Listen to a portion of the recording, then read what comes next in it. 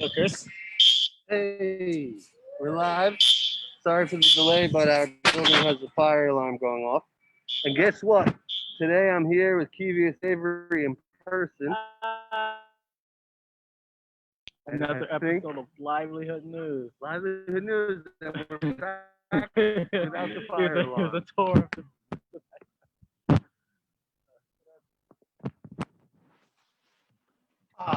Much nicer in here.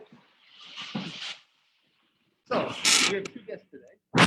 We're waiting on our first guest, Ann Piper and Craig. Ann is a writer with Livelihood magazine. We've been a newspaper since 2010, and Ann was one of our first writers. In 2010, I launched Country Wisdom News, which was good news about community, the land, and the home. And about 3 or 4 years ago, I donated that for-profit newspaper to the Hudson Valley Current, our nonprofit economic development agency. And Ann was one of our first writers in 2010. I'm hoping that she'll be able to log in. Did you hear from her? No, I didn't. I can double check again, but I sent her an updated link. She's excited though. Oh, good. So Livelihood is the Hudson Valley Current's ability to learn about resilience and abundance in our region. The Hudson Valley Current has 3 primary projects, including Livelihood. And one of them is the Current. The Current is our community currency that helps keep money in the community, and that is an exchange of abundance and resilience. Livelihood is learning about abundance and resilience, and our third project is called Satisfy Hunger, and that is sharing abundance and resilience. We're in the resilience market right now, which is where we have all of our inventory for our digital resilience market, and it's starting to get better and better. You can see in the background, we started to turn that white wall into brick, and we've already almost finished this wall behind us. We created a faux finish to make it look like it's original brick. So when Ann joins us, we could talk more about livelihood and some of the articles that she's worked on in the past 10 years. And also she just submitted a bunch of articles today for our June issue.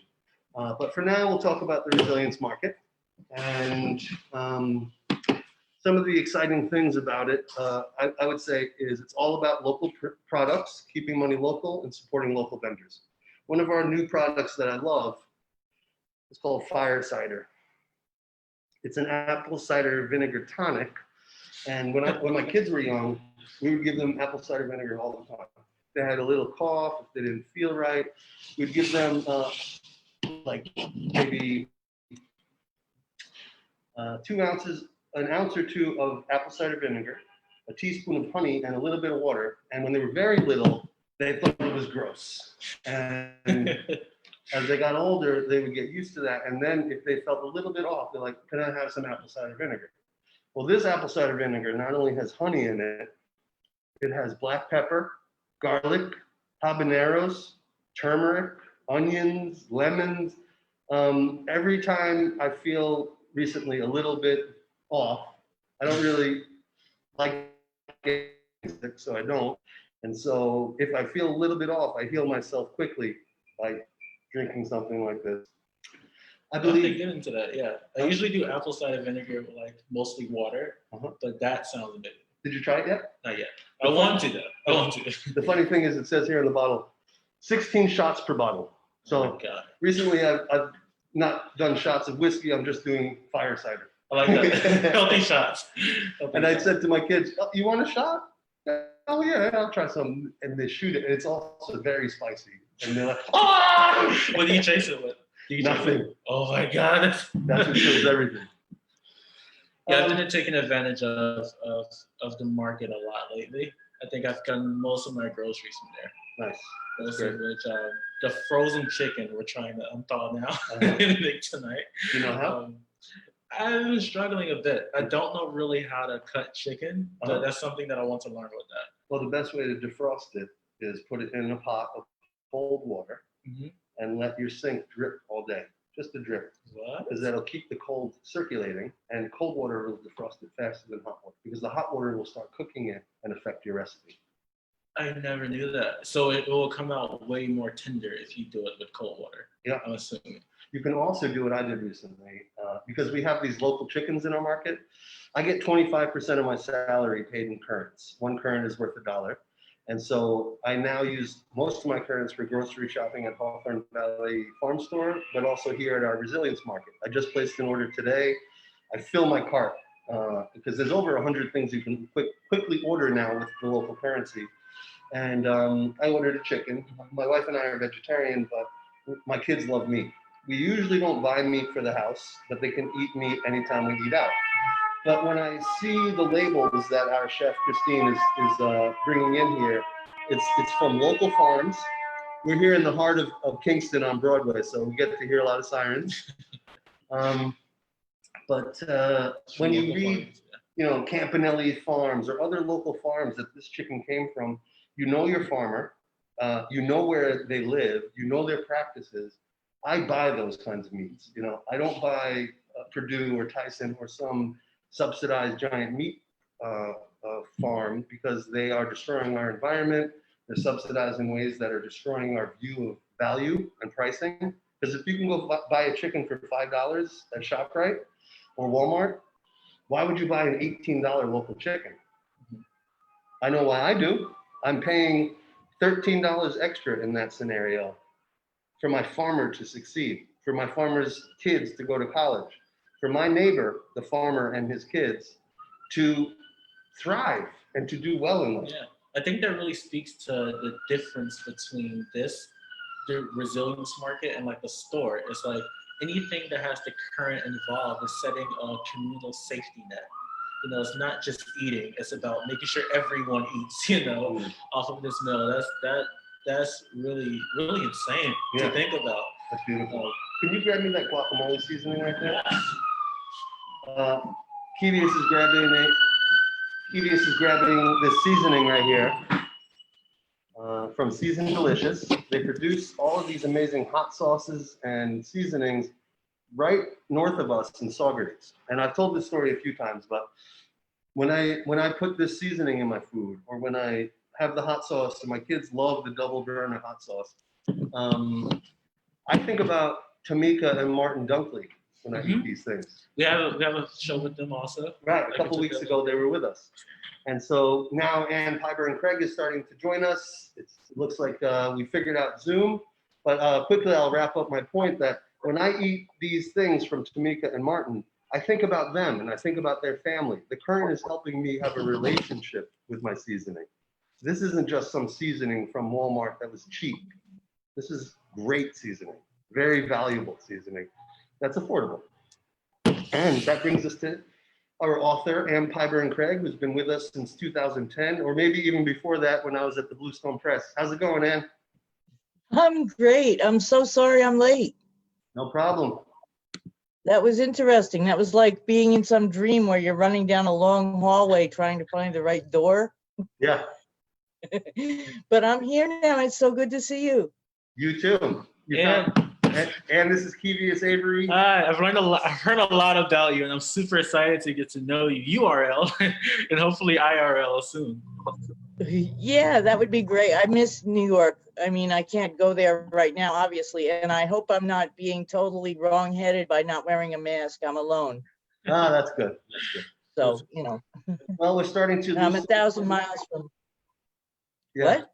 We're starting to loosen up some restrictions in New York. Last Monday was phase 1 of reopening. So as a resilience market here, we are an essential service. Kevius and I, this is our first time being, after 5 weeks of doing Livelihood News, being in person together. So we're wearing masks to be safe. But, legendary moment. Yeah, wonderful. I'm so happy to be here. Kevius, it is great to meet you. I'm sorry I can't make proper eye contact and say that, but. No, you're fine. You're fine. What I did learn is that you've been a writer for 20 years? Or more. Yeah, well, actually, probably more like since I was 6. Wow. But I've been actually able to exchange words for my livelihood, so to speak, for 20 years or so now. Yeah, I feel very lucky in that. And that there are people that seem to like reading it. So yee, yay me. Yeah. Well, because And go ahead. I was just going to say it's a real honor to be writing about the Hudson Valley during this time. It feels like we're all participating in history in a big way. Nice. That's what I love about working with you. Anne has been helping me write emails to the current membership every week. And she's helping put these emails into my voice because sometimes it's too hard to get to everything I have to do on a weekly basis, which is what's so impressive about you being a professional writer. And I went to school for professional communication, but I've never been able to focus on my writing. Do you find it challenging for that to be your exclusive livelihood? Um, just recently I've been getting better at kicking myself into gear, making myself sit down in front of that blank document and start. And once I start, it's so much fun. And then when I'm done and somebody likes it, I live on that feeling, Um, but but yeah, making myself actually focus down and do it and trying to actually, I mean, I'm lucky people tell me what to write because I'd probably be sitting here staring at that blank screen all the time. Anyway, yeah, it's not the easiest thing in the world, but compared to what so many other people do to survive, it feels like I feel so fortunate, just 100% fortunate. Yeah, And speaking of looking go at on. that blank screen and kind of wondering where to go next, I kind of want to know what motivates you to write in the first place. What? I'm sorry. What motivates me? Yeah. Um, People like Chris give me good ideas. And I've always had a knack for it. I've always gotten positive strokes for it. So that's all the motivation a human needs normally, right?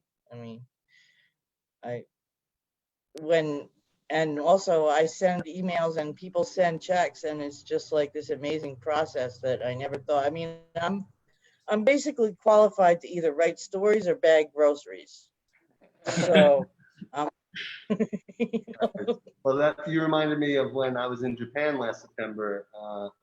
Anne and I have been working together for at least 10 years, as I mentioned. And so to have the opportunity last year to be invited to Japan to talk about the Hudson Valley Current and the impact it's having here on our economy was very exciting in and of itself. But to be able to call the States and have a conversation with Anne about my experience allows me to help share that with the world. Because I didn't have the time, let's say. I was at a restaurant while we were talking, and Anne put all of that into words and creates articles for us about Japan, about Guatemala. Can you tell us about your assignments for June that you just finished up this week? yeah, Victory Gardens. That was fascinating and fun. The US government has always thought that they could turn gardening on and off like a spigot. Like, oh, we need more food. Everybody go grow some food now. Oh, no, now we need to sell you food. So you need to chill with the gardens and make a lawn instead. Yeah. But in so many families, mine included, nobody's been listening for a long time. Having a garden is just what you do.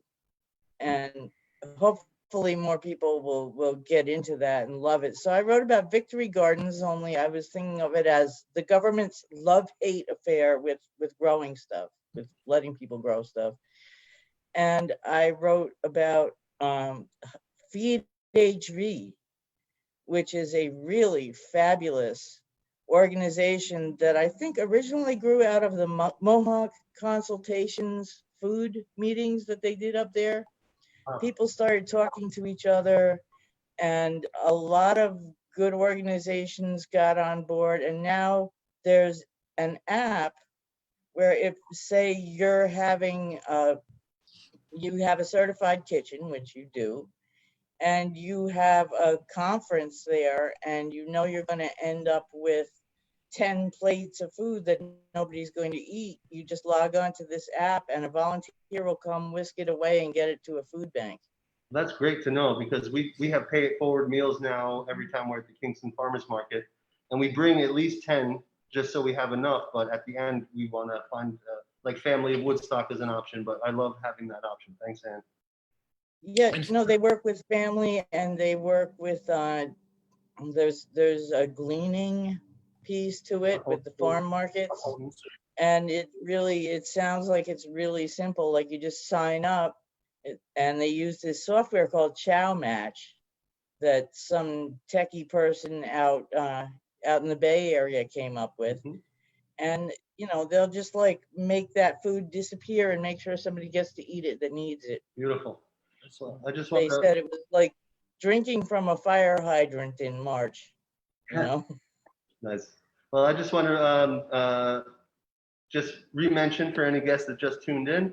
I'm Chris Hewitt. I'm the director of the Hudson Valley Current, an economic development nonprofit in Kingston, New York, that's focused on keeping money local and strengthening Main Streets. I'm here with my co-host, Kevius Avery, and our guest right now is Ann Pyburn Craig. She is a 10-year writer with our publication LIVElihood, which used to be called Country Wisdom News. Our next guest is going to be Frank Waters at 2:30. He is the founder of My Kingston Kids and the director of Midtown Rising. So what's nice about working with Ann is she knows a lot of these names. Like Kevius is new to the organization, or even someone like Sonia, our director of operations. I spit out names and relationships all the time. It's hard to keep up with. I bet you know most of them, Ann, because you write these articles about them. And the piece about Feed HV was our pollinator article. That's what we call it. That was a Yes. pollinator, right? Yes.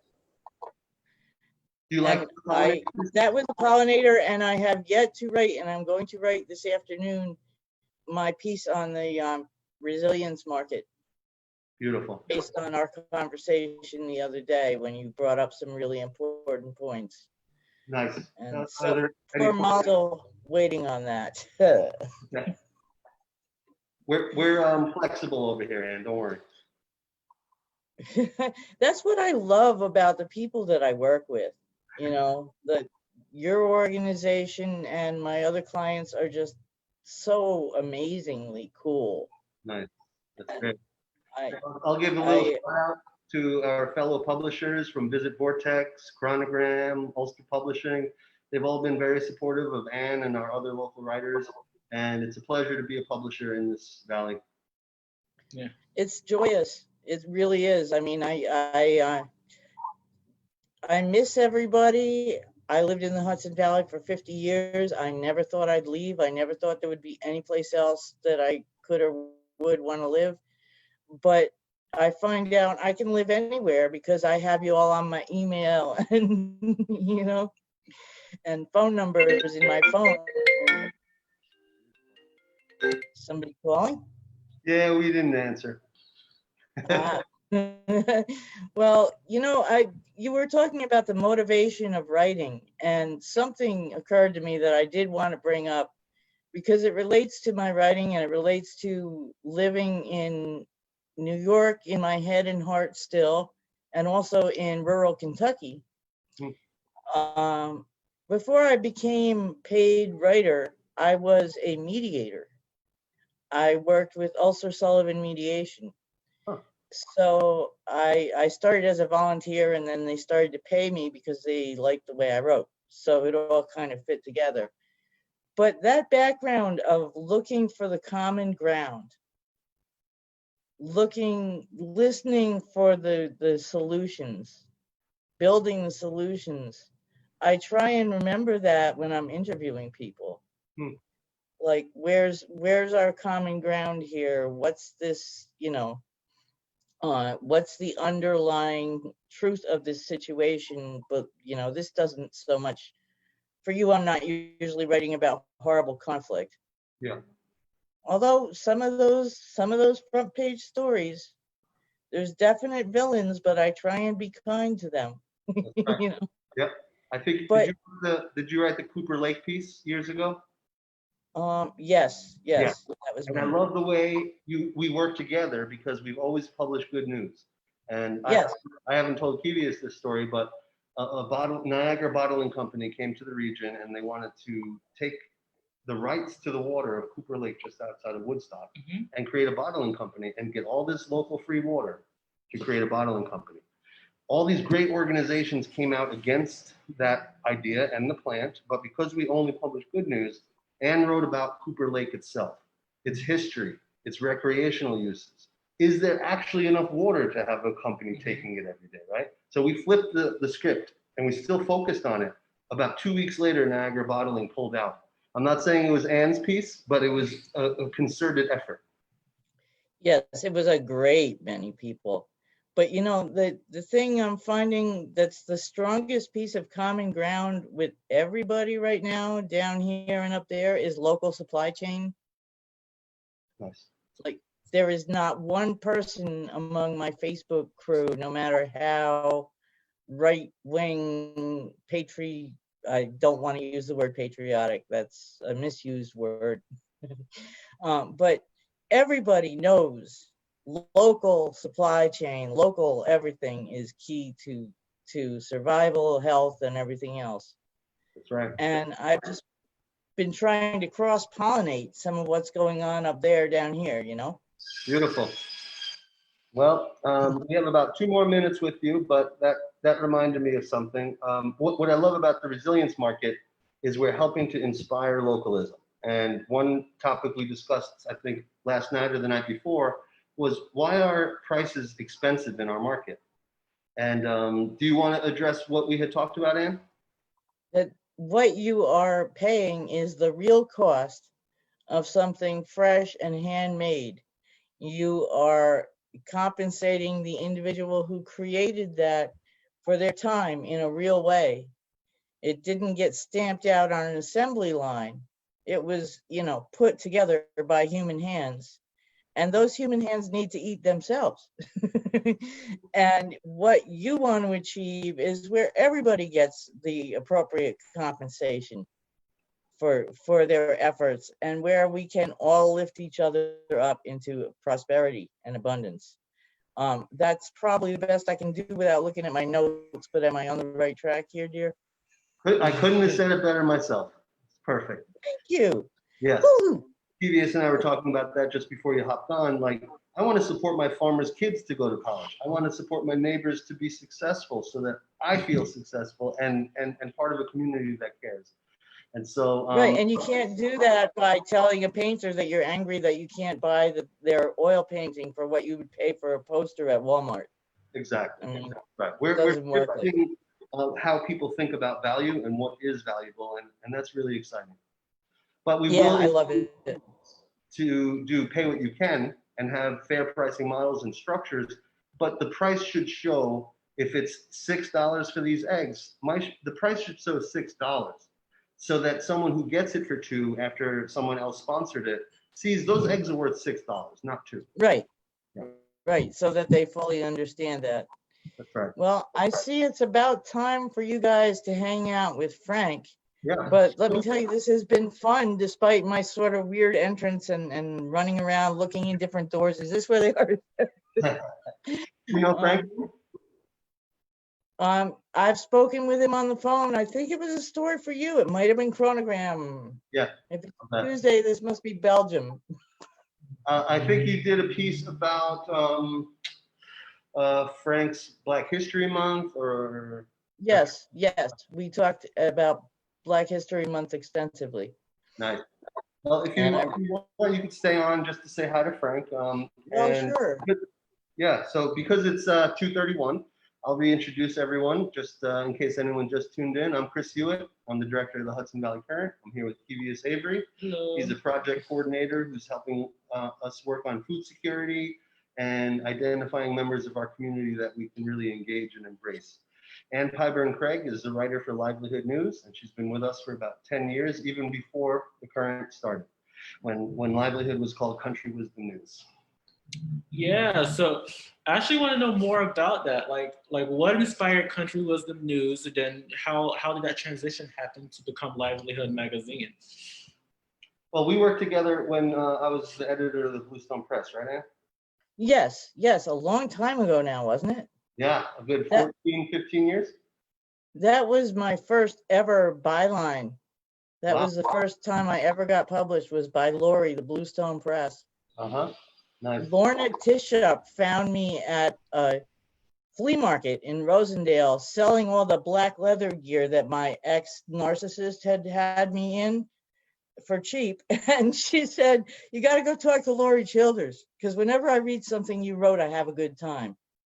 So that's how I got from being a coffee house poet to and writing letters to the editor to being me, as I am in the moment. Well, that was a fun time for me at the Bluestone Press because I was the editor. My sister was the graphic designer, and her boyfriend at the time. They weren't boyfriend girlfriend yet, but then they got married. But he was the primary ad salesperson. Oh, So, really? yes, See, I never knew all that. That's way cool. we were the dream team. Yeah, I guess so. And you've certainly flourished. Yeah, I got Talk fired. about planting something. Yes, we flourished, I think partly because we had to flourish. We couldn't have stayed at the Bluestone Press and did what we had to do. I still do book reviews for them. Beautiful. Yep. I really respect the fact Love that that. I was able to be editor of that publication. I think hyperlocal newspapers are crucial. And when hyperlocal newspapers go out of business, volunteerism drops. People stop being involved in their fire departments, their schools, their school board. They think nothing's happening just because the publication's not talking about it. But Right, because it becomes invisible. It's silenced. Yep. then people start thinking Fox News is real news. And that's what they have to pay attention to. However, someone like Warren Buffett is buying small town newspapers because he believes that's the future of media. The reason things get swallowed up is this: if it bleeds, it leads concept. If there's blood, war, drama, destruction on the cover, they'll sell more papers. We don't do that, but because of that sensationalism, Rupert Murdoch, who owns Fox News and the whole News Corp, thousands of companies in media, they're able to tell us very specific information all the time. And so we lose that hometown charm, we lose the hometown honesty. So hopefully, and someday I get into small town newspapers again. It's fun. It really is. I always feel like right now I'm writing about how the Marbletown elementary teachers have responded to having to go remote with their education of their little charges. And I almost feel like I'm just letting the community debrief. And there's a lot that parents will be fascinated with, and I never know what I'm going to be thinking about next, but I love all of it so much. But yeah, I think when I'm looking for what actually happened with any given story that's on a Rupert Murdoch vehicle, I'll go to the local affiliate and the daily paper from that town, it is one, and find out more. And then you get the comments and people that have other knowledge are chiming in, or people with opinions, rightly or wrongly, or whatever, or just opinions. And that's where you get the nitty gritty. The big media is just emotional manipulation, grief porn, rage porn, fear porn, bleh. I had a meeting with a group of researchers yesterday from Washington, D.C., Austin, and Brooklyn, and they talked about how humanity is going through a societal paradigm shift, which is major. And they said that what we've been living with since we became agricultural is managing scarcity. And the man in the system has figured out how to charge us to manage scarcity, and that creates scarcity mentalities that there's not enough to go around. I believe we're going into a new era of abundance that will challenge the old scarcity myth. I think you're absolutely right. That's something I really love about my livelihood stories, because you'll often ask me to trace the evolution of something over centuries, like currency or gardening, or, and you go back and you realize, hey, wait a minute, none of this stuff is written in stone. there's human beings setting things up in certain ways, and we too are humans, and we can reset. You know, and my goodness, let's let this paradigm shift just move along, shall we? Well, there's always going to be the powers that be that grasp onto the old way. And I think that when I met with Pete Seeger before he passed away, the folk singer who helped inspire the cleanup of the Hudson River. My lifelong hero, yes. Yes, exactly. Kiwi's just said the same thing. When he called, my wife, my sister, and I started self-publishing in 1996, a publication called Express Magazine that was in 22 states in the United States and all across Canada. And so Pete fell in love with the publication and calls us out of the blue when I was living in Rosendale. And I had just made a beautiful dinner, and my wife is on the phone. Yes, yeah, oh, okay, yeah. And I'm like, honey, dinner's on the table. Who the heck are you talking to? She's like, shut up, it's Pete Seeger. And so he invited us to come out to the Sloop Clearwater building out in Beacon. And he just told us, and my wife is very organized. So she brought an agenda of what we have to. Our other guest, Frank, just texted me. He said he didn't get the link. Do you mind sending it to him while I tell the story? Yeah. But you got to listen, because if you like Pete. So my wife brings an agenda. We have to cover these 8 things today when we talk to Pete Seeger. And he's a storyteller. So he starts talking about him and his family. And he starts talking about the Great Depression. And he's like, my parents loved the Great Depression. They said, capitalism was destroyed. We get to start. Yes. And he said, and then suddenly capitalism just took it all back, and it all went back to the same way. And we thought socialism was going to be able to take care of people and support each other. And he said, but capitalism came right back. And I've had these talks with people during COVID that we've become so supportive of each other, mutual aid networks springing up everywhere. And I'm here too. Huh? Here too. Yeah, I'm optimistic that we can keep this. We can maintain this feeling of support for each other. Well, I think the cracks in the facade have become more and more exposed. You know, the failures of the greed-oriented system, the scarcity model, are just becoming clearer and clearer. And the people trying to defend it are eventually going to have to back up a little. You know, I mean, it's just clear as day. It's like, you know, I can go into the feed store in town and chat up an old Kentucky farmer, and we'll be agreeing about things like, as I said, local supply chains, making sure hungry kids and seniors have enough to eat, the fact that people should cooperate together, you know, and build strong networks of mutual aid. And this person might consider themselves, you know, a Republican conservative, but when it comes to the reality of what needs to happen now, if they have a brain in their head, which many do, we're not going to have an argument. We're going to be making a plan, you know, and I love that. I just love that. That's one of the things I loved about Country Wisdom News all those years, and even Livelihood now. When I met Creek Iverson, who at the time was running Whirly Gig Farm in Hurley, he's now running Seed Song Farm in Kingston. Of course, yes. He said, Chris, how did you do it with Country Wisdom News? Everyone loves it. I met my Republican farmer when I first, my Republican neighbor friend when I first moved here. He's a farmer. And he said, Creek, welcome to the neighborhood. You have to read Country Wisdom News. And so it's like, how did you get everyone to like Country Wisdom News? And I don't know if you remember, Ann, but it was my work on properties in the Rondout Valley that led to the creation of Country Wisdom News. Yes, it was your ditch digging endeavor that led to other things, that led to you realizing people wanted to read about this stuff, right? Right. I became a master gardener. The first 40-acre property that I was taking care of paid for me to get trained by the Cornell Cooperative Extension as a master gardener. And I learned about beekeeping and soil health and edible landscapes and permaculture.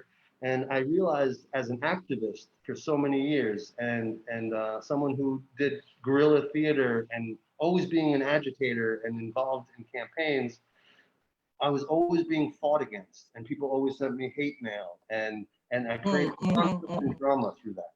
When I realized everyone loves honeybees, well, some people are afraid of them and because they think they're wasps, but everyone loves nature and birds and soil. It's something we all have in common. So working. Yes, it's primal. That's right. So I found these archetypes, these things that we all can relate to, that led to the creation of Country Wisdom News and still is alive in livelihood, which is what this show is about, which is what the Current is about, and it's also what Satisfy Hunger is about. Yes.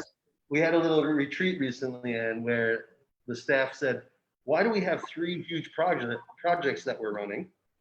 And so we had to really dive into what they all had in common. And we discovered each project has abundance and resilience in common. And in the last couple of weeks, we've started to use the word regenerative instead of resilience, because resilience is now being overused. And what does it really mean? It's about being strong, able to spring back, but it's about regenerating things, not being extractive, but to bring life and constant movement of health through a system. I'm always thinking of the word permaculture.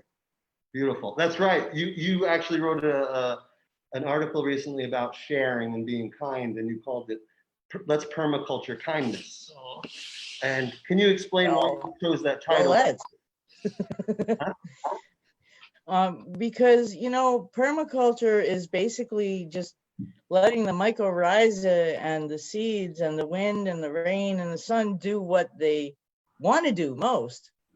And I really believe that in human heart, taking care of one another and feeling that warmth is what we want to do naturally. It's the other stuff that stops us. That's the unnatural part. That's the, you know, I mean, there have been a million studies. Nobody ever seems to listen. Everybody seems to think, oh, nobody cares nowadays. BS. Everybody cares nowadays. Yeah. You know, so if you, I feel like the title was slightly confusing, and I almost changed it because my background is being an editor, but as the publisher now, we have our editor is Molly Lindsay. But the reason who's a dear, by the way. She's wonderful, yeah. Patient soul. Yeah. So I felt like let's permaculture kindness felt confusing, because if you don't know what permaculture means, then you don't know how to permaculture kindness. So permaculture, many people don't realize, is a mashup of permanent and agriculture.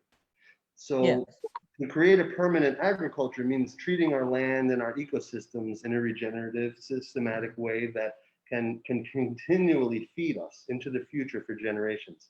So how do we permaculture kindness, Ann? Breathe deep, relax, and choose your reactions to things. Realize that in between the incident that happens to you and what you then do about it, there's a space, and in that space is your power. And sometimes you got to burn down precinct 3. You know, I mean, sometimes you do. And other times what you need to do is find a way to pay it forward for 10 meals. Beautiful. It's all part of it. Yes. I Well, mean, you actually helped us a lot with our Pay It Forward Giving Tuesday campaign. And that day we raised over 60 Pay It Forward meals, 2 brunch boxes, 2 dinner boxes that feed a family of 4 for 3 days, and 3 gift cards worth 50 currents each for our resilience market. And wrote the email with me about encouraging charity and kindness and giving through the Current, which is one of the things I love about the Current. It's not just money. It's a system. It's a tool that encourages exchange locally, but also charitable giving. We've created Pay It Forward and Pay What You Can models in everything we do. And so, although, were you able to plug in? We're almost out of power, but we're going to plug in anyway. Was it not long enough? All right, so then since I have to plug in anyway, I'm going to show you the restaurant, and all of the viewers. oh, yay. If I'm going to be writing about all this, it's nice to actually see it. Nice. So this More side, than a still shot. we're still working on the final name, but this side is the Resilience Market. It's where we have all of our inventory. It's where people can come enter from Broadway. Uh-huh. Hi, Kingston. Hey, Ann says hi, Kingston. And so So- we're still under setup, but we're gonna have long conference tables down the middle that organizations can rent from us and have the meetings catered. But also, if you ordered a BLT, for example, on the cafe side, you can buy the bacon, the lettuce, tomato, and the bread on this side. So everything on the Nice. plate will also be for sale on the market side. Last time I showed our viewers the restaurant, the floor wasn't in, and now our floor is in. Wow. Let's see. So that is going to be an open kitchen concept. That's gonna be nice, Chris. Oh, it's so nice. This is a corner location. Come on, Kevius. Here, got you. So this is the corner of O'Neill. Sure, I've been there a million times. I've walked that street. Oh my Nice, goodness. nice. Ah, In the background. And then down here, we're going to have a garden set up along the whole side and lots of bike oh tracks. yeah. Because the Green Line bike trail is right back there. The city is building it now. Nice. And And they're also, going, you can see there all the construction. They're in the process of turning Broadway into a one-lane boulevard in each direction. really? And that's a very rare thing in the transportation world for a highway to go from 2 lanes to 1. It's sometimes called traffic calming. When you Yes, do a yes, technique- I'm familiar. Yeah. So when you do a technique that slows cars down and makes the pedestrian more important than the car by making bike lanes, really safe pedestrian zones. More room for sidewalk dining, perhaps? Exactly. So when people Human come in, centric. they're going What? to learn a lot about food and food systems. And when they get to the counter with the open kitchen concept, they'll learn about the food industry. Because we're a nonprofit, this is going to be a food educational cafe that will also support other restaurants and things. Well, and I know when I read the menus and the things that are available at the market and stuff, it sounds so yummy. Oh, Christine Atkinson is an amazing chef. I believe we'll get a Michelin star for her work someday. I believe you will. She's so much about farm to table that she'll focus 100% of our menus on local product and then use simplicity to bring flavors out, not complexity.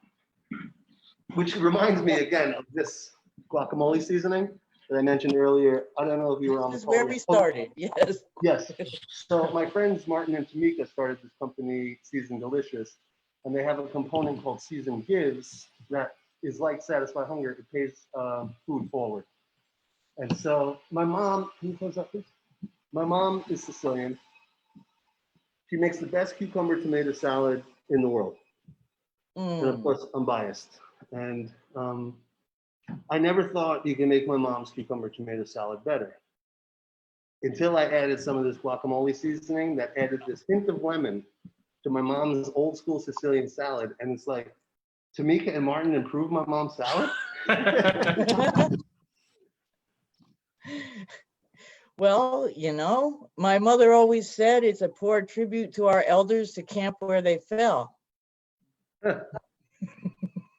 Nice. That's a good one because my family, and you know most of my family, man, my family competes on who can cook better. And my little sister, Vanessa, her pride and joy is that she'll never make anything that's not like my mom. If I add oregano to that salad, I'm wrong.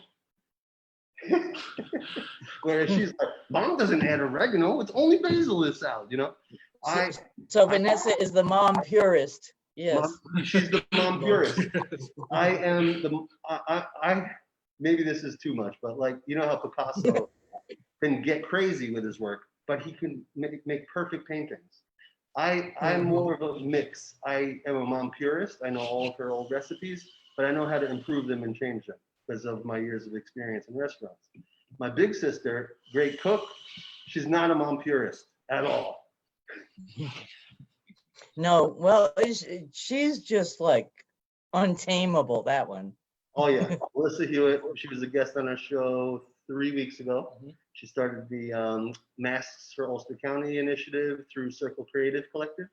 I'm well aware, yes. Yep, and so she I is. have 2 masks from them sitting on the dresser by the door to go out, in fact. That's right. We sell their masks here. This is one of them. Kevius has some amazing cyborg mask. Yeah, that's really sci-fi, No, I Kevious. need That's an cool. update to that one. That's an update from this. Yeah. That's definitely an update from this. Well, because I think it's been about 15 minutes since our last station check-in. I'm Chris Hewitt. I'm the director of the Hudson Valley Current. I'm Kevius. I'm a program coordinator here. And I'm Ann Pyburn Craig, transplanted in an unlikely fashion from the Hudson Valley home to Kentucky Hills, writing for Livelihood and various other estimable publications. beautiful.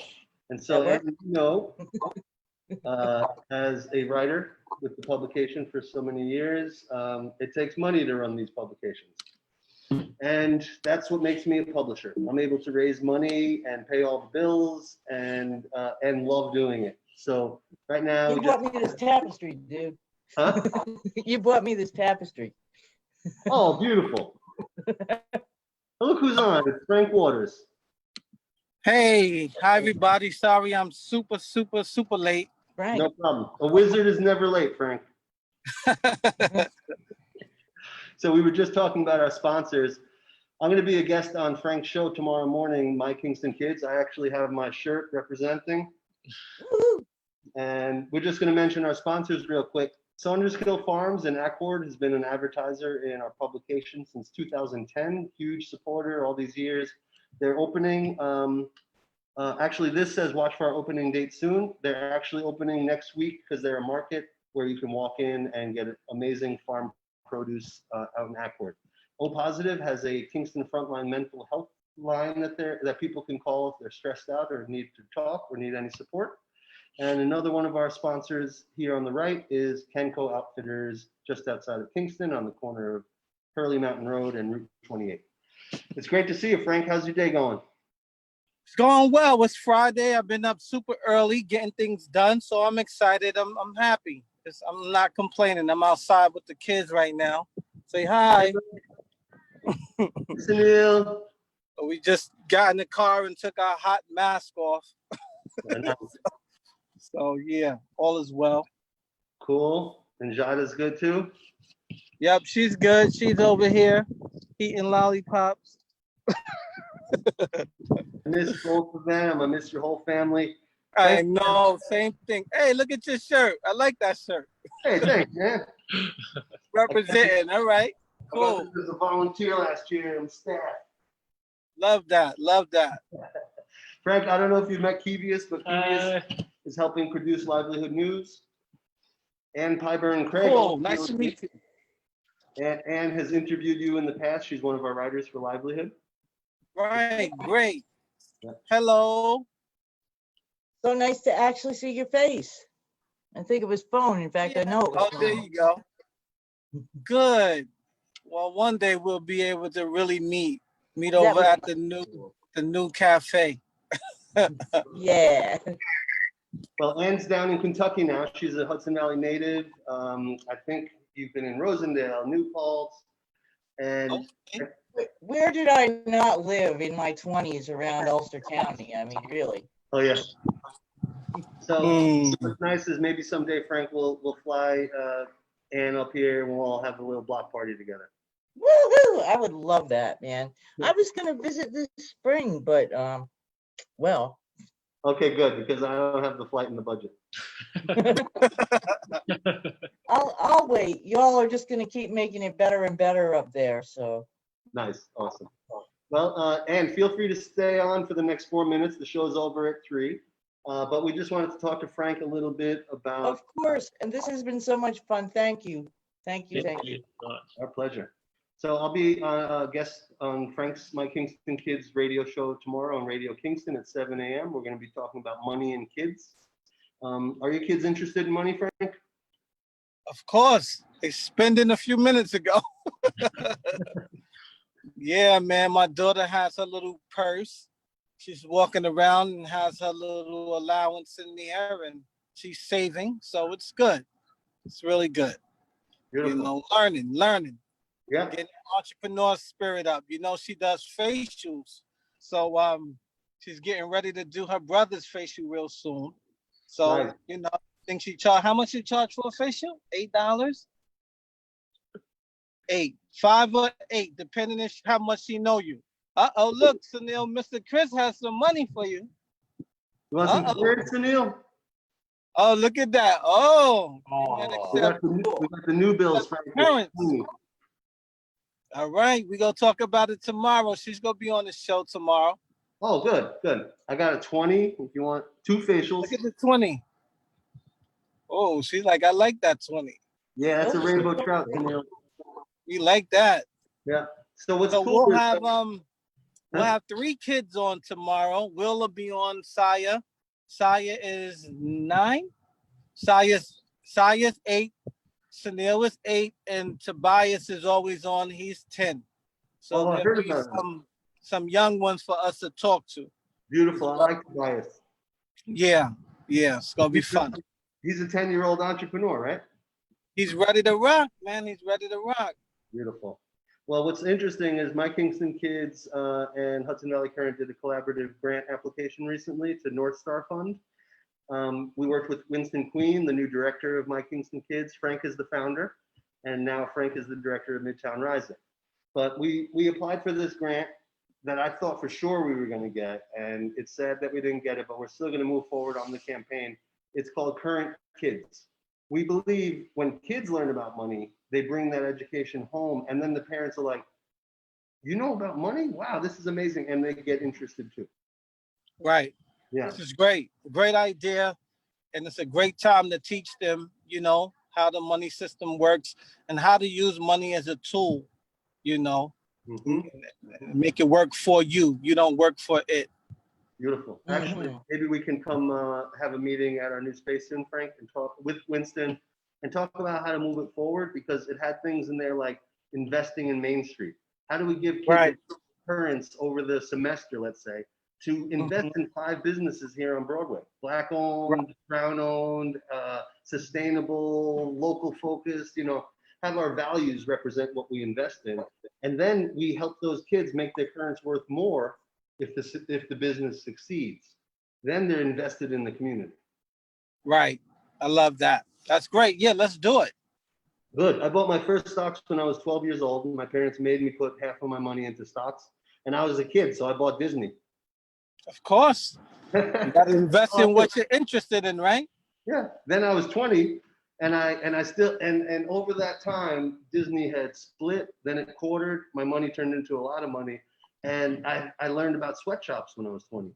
And I got rid of everything. I was like, I will never support Disney again, because they're the biggest, with Walmart, the biggest offenders of supporting sweatshops and oppression around the world. So when I sold all my Disney stocks, my mom's like, what are you doing? It's Disney. Right. Like, that's why I'm selling it. Because it's Disney. Yep. Right. So I took all that money and I reinvested it into my first publication, Express Magazine, in 1996. Wow. Okay. And Good here for we you. are. Good for you. All right. Let's inspire the kids, Frank. Hey, that's what you got to do, man. We use our experience to help encourage and inspire. That's right. I had a magazine too back in 98. Nice. What was 98. it? It was called Steppin' Magazine. It was a magazine for unsigned talent, new artists, comedians, models. It's a way to help get them out, get them promoted.